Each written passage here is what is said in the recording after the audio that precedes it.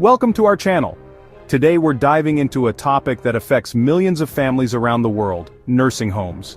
We all know someone, a grandparent, a parent, maybe even an aunt or uncle, who's either living in a nursing home right now or might be facing that prospect in the future. And the image we're sold, the image these places like to project, is one of comfort, care, and a place where our loved ones can spend their golden years with dignity. But the reality, well, let's just say it's often a very different story. We're exposing 7 shocking realities of nursing homes, things they don't want you to know. From understaffing and neglect to financial exploitation and questionable medical practices, we're shining a light on an industry that often operates in the shadows. Let's start with the most fundamental aspect of care, the people providing it. Nursing homes, in theory, should be staffed by compassionate, qualified professionals who are there to meet the needs of residents. But the reality often looks more like a scene from a very depressing, underfunded circus. One of the most pervasive issues in nursing homes is chronic understaffing. Think about it. You have a facility with potentially dozens, even hundreds of residents who require assistance with basic tasks like eating, bathing, dressing, and going to the bathroom. Now imagine trying to meet those needs with a skeleton crew of overworked, underpaid, and often inadequately trained staff. It's a recipe for disaster. Residents can be left waiting for hours for assistance, leading to accidents, bed sores, and a decline in their overall well-being. And the staff? They're often stretched so thin, so burnt out, that providing quality care becomes nearly impossible. It's a lose-lose situation for everyone involved, and don't even get me started on the lack of qualified nurses. We're talking about facilities entrusted with the care of our most vulnerable citizens. And yet, finding qualified, experienced nurses who are willing to work under these conditions is like finding a unicorn riding a Roomba through a retirement community.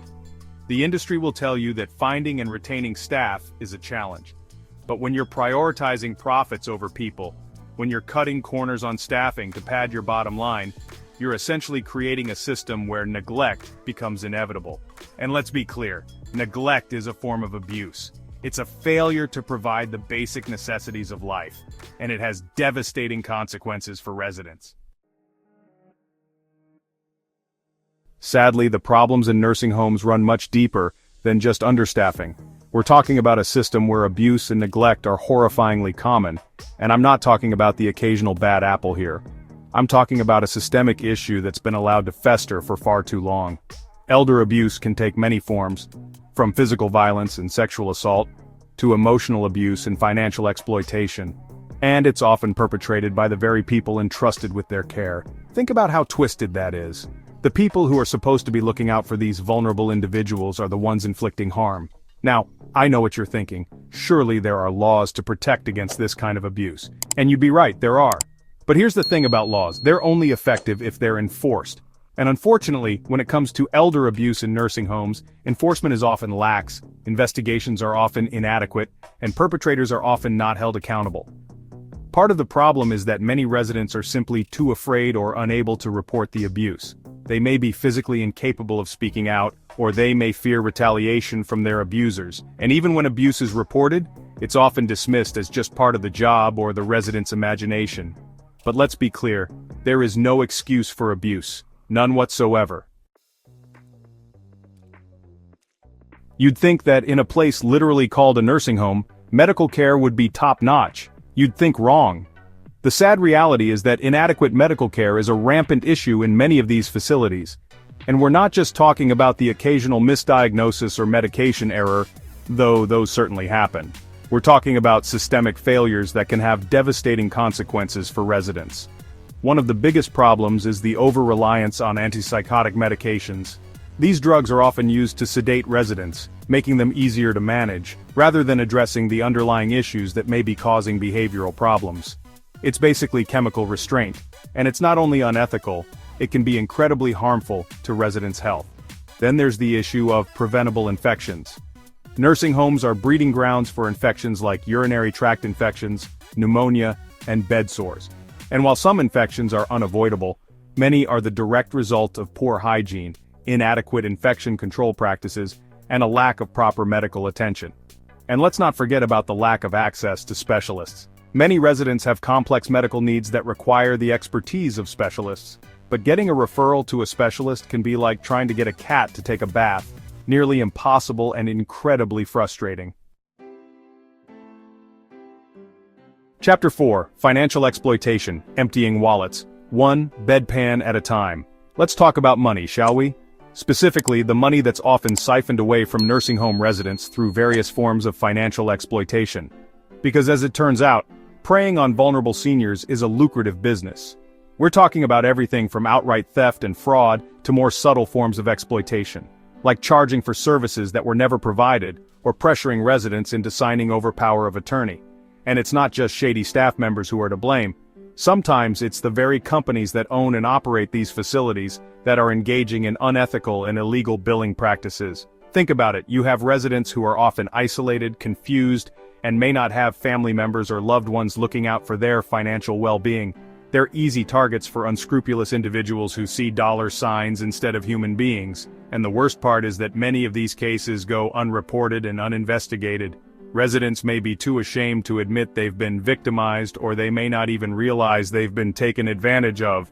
The financial exploitation of nursing home residents is a silent epidemic, and it's time to start shining a light on this despicable practice. Chapter 5, Poor Living Conditions, from Cramped Quarters to Clogged Toilets. Remember those idyllic images of nursing homes from before? The ones with the sun-drenched courtyards and the residents happily playing bingo? Well, forget all that. The reality for many residents is far less glamorous. We're talking about cramped and unsanitary living conditions, with residents often crammed into small, shared rooms that lack basic privacy and dignity. Imagine having to share a tiny room with a complete stranger, your only personal space a wobbly bedside table. Not exactly the golden years you were promised, is it? And then there's the cleanliness, or rather, the lack thereof. We've all heard horror stories about nursing homes with infestations, foul odors, and questionable hygiene practices. And while not every facility is a biohazard zone, the reality is that many struggle to maintain basic standards of cleanliness. Think about it. You have a population that's often incontinent, prone to spills, and may require assistance with toileting. Now imagine trying to keep that environment clean and sanitary with a skeleton crew of overworked and underpaid staff. It's a recipe for disaster, and it's the residents who suffer the consequences. Living in these conditions can have a significant impact on residents' physical and mental health. Chapter 6, Lack of Transparency and Accountability. What are they hiding? One of the most frustrating aspects of the nursing home industry is the lack of transparency and accountability. It's like trying to get information out of a brick wall that's been plastered over with a fresh coat of "We Care" slogans. Families often face an uphill battle when trying to get information about their loved one's care, the facility's staffing ratios, or even just basic financial records. And when problems are reported, they're often met with silence, denial, or outright hostility. This lack of transparency creates a culture of secrecy and impunity, where nursing homes can operate with little oversight or accountability, and it allows problems to fester and grow, often with tragic consequences for residents. We need greater transparency in the nursing home industry. Families deserve to know what's happening behind closed doors, and they deserve to have access to the information they need to make informed decisions about their loved one's care. And when nursing homes fail to meet basic standards of care, they need to be held accountable. Chapter 7, The Emotional and Psychological Impact, a Slow and Silent Decline. The physical toll of nursing home neglect is often evident: bed sores, malnutrition, unexplained injuries. But the emotional and psychological impact is often less visible, a slow and silent erosion of the human spirit. Imagine being uprooted from your home, your routines, your entire life, and placed in an unfamiliar environment where you have little control over your own life. Imagine being surrounded by strangers, subject to constant noise and activity, and stripped of your privacy and dignity. Now imagine experiencing all of this while also dealing with the physical and cognitive decline that often comes with aging. It's a recipe for despair, and it's no wonder that depression, anxiety, and social withdrawal are so common among nursing home residents. The emotional and psychological well-being of residents is just as important as their physical health, yet it's often overlooked or dismissed as an inevitable part of aging. We need to do better. Outrow protecting our loved ones, demanding better from nursing homes.